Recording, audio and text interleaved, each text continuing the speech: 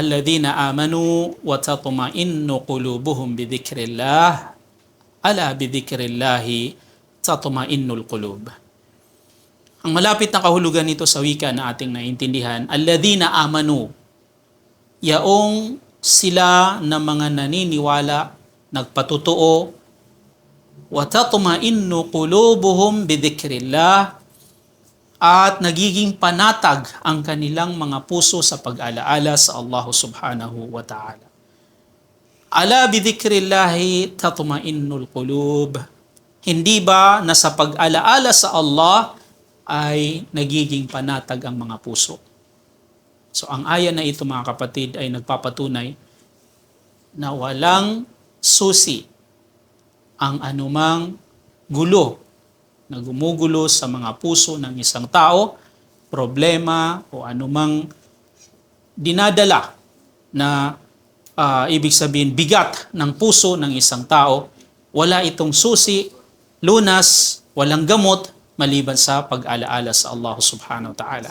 Sabi nga po ng mga ulama, ang aya na ito ay tumutukoy na walang ibang solusyon ng paghahanap ng kapanatagan, hindi kailanman magkakaroon ng kapanatagan ang puso ng isang tao maliban na lang sa pag-alaala sa Allah subhanahu wa ta'ala. So, ibig sabihin, yaong mga naniniwala sa Allah, nagiging panatag ang kanilang kalooban. Bakit? Dahil sa pag-alaala sa Allah subhanahu wa ta'ala, katiyakan, hindi ba ala bidhikrillahi tatma'innul qulub, hindi ba nasa pag-alaala sa Allah subhanahu wa ta'ala ay nagdudulot ito ng kapanatagan ng puso. Marami ang mga tao na makikita mong mayayaman, no? Mararangya ang kanilang pamumuhay. Halos lahat ng material na bagay ay nasa kamay na nila, nasa kanila na. Subalit, bakit natin nababalitaan na mayroon sa kanila ang mga nagpapakamatay? Mayroon sa kanila ang mga nagpapatiwakal? Walang kataimtiman, kapanatagan, kapayapaan ng kanilang puso. Bakit? Sapagkat nawawala sa kanila ang pinakasusi nito na siyang pag-alaala sa Allah subhanahu wa ta'ala. So, ibig sabihin, ang sakit ng mga tao na malayo sa pag-alaala sa Allah subhanahu wa ta'ala ay yung pagkakaroon ng depresyon. Sa mga nakalipas na mga nangyayari sa buhay nila, hindi sila mapanatag. Nagkakaroon sila ng stress, pagkabalisa, no? Sa kasalukuyan ng mga problema na dala-dala ng kanilang mga puso. At nagkakaroon sila ng sakit na anxiety, na ito ay ang pagkabahala nila sa mga hinaharap nila. Kaya't walang kapanatagan ng kanilang pamumuhay. Bakit? Dahil nga po wala doon ang dhikrullah. Tulad ng sabi ng Allah sa iba pang talata, وَمَنْ أَعْرَضَ عَنْ ذِكْرِ فَإِنَّ لَهُ مَعِيشَةً ضَنْكًا وَنَحْشُرُهُ يَوْمَ الْقِيَامَةِ أَعْمَى قَالَ رَبِّ لِمَ حَشَرْتَنِي أَعْمَى وَقَدْ كُنْتُ بَصِيرًا قَالَ كَذَلِكَ أَتَتْكَ آيَاتُنَا فَنَسِيتَهَا وَكَذَلِكَ الْيَوْمَ تُنْسَى.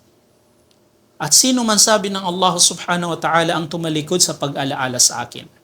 Walang dhikr. Tumalikod sa dhikrullah, pag-alaala sa Allah. Walang koneksyon, walang espiritual na koneksyon sa Allah subhanahu wa ta'ala ang kanyang puso. فَإِنَّ لَهُ مَعِيشَةً ضَنْكًا. Katiyakan na siya ay magkakaroon ng masalimuot na pamumuhay. Ibig sabihin, malinaw na sinabi ng Allah sa talata na ito. Kapag tumalikod ang tao sa pag-alaala sa Allah, kapag naputol ang kanyang espiritual na koneksyon, yung puso niya sa Allah subhanahu wa ta'ala, kahit anumang material na bagay ang meron siya, kahit anumang posisyon ang meron siya sa mundong ito, katiyakan sabi ng Allah, siya ay mamumuhay ng masalimuot. Punong-puno ng stress, punong-puno ng depression, punong-puno ng anxiety. Walang kapanatagan. وَنَحْشُرُهُ يَوْمَ الْقِيَامَةِ أَعْمَى. At sa araw ng paghuhukom, bubuhayin namin siya muli na siya ay bulag, walang mata. Kung kaya't sasabihin niyang, Rabbi, lima hasyartani a'ma, bakit niyo po ako binuhay muli na bulag, walang mata? Waqad kuntu basira, samantalang ako'y nakakakita noong ako'y nabubuhay sa mundo. May mata ako na nakakakita.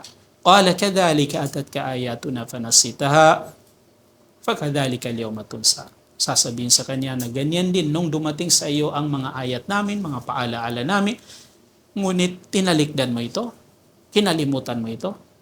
Kung gayon, sa araw na ito ay ganun din, kakalimutan ka rin. O, kapag malayo siya sa pag-alaala sa Allah subhanahu wa ta'ala, katiyakan siya ay mamumuhay sa mundong ito ng may masalimuot na pamumuhay. Magulong pamumuhay, walang kapanatagan, walang katahimikan, walang kapayapaan.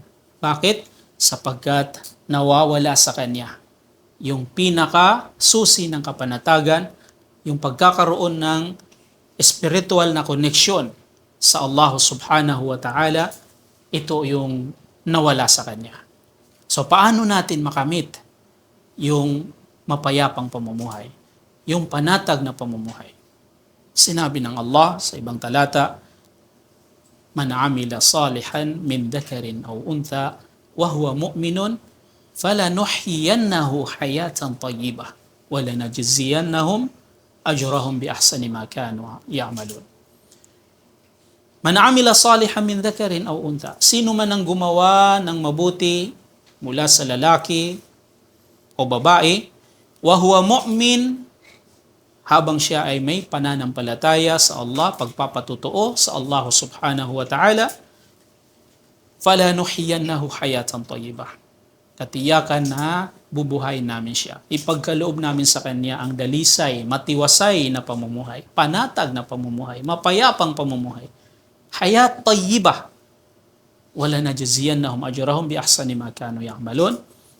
At sa araw ng paghukom, yun ay sa mundo, bibigyan ng Allah, siya ay bibigyan ng Allah ng mapayapa na pamumuhay, dalisay na pamumuhay, malinis na pamumuhay, at sa kabilang buhay ay katiyakan, gagantimpalaan namin, sabi ng Allah, ang kanilang mga lagi ng ginagawang mga kabutihan. Yan ang pinakasusi. Wala nang iba. Kung kaya't ang isang mu'min, kailanman hindi siya magkakasakit ng sakit na tinatawag na pagkabalisa, sakit na depresyon, sakit na anxiety, hindi ito mararanasan ng isang mu'min. Normal na sa isang tao na nalulungkot, nagkakaproblema. Pero yung sabihin mong babagsak ang kanyang kalusugan, ng kanyang katawan, ng kanyang pamumuhay ng dahil sa kalungkutan, hindi ito sakit ng isang mananampalataya. Hindi ito sakit ng isang mu'min.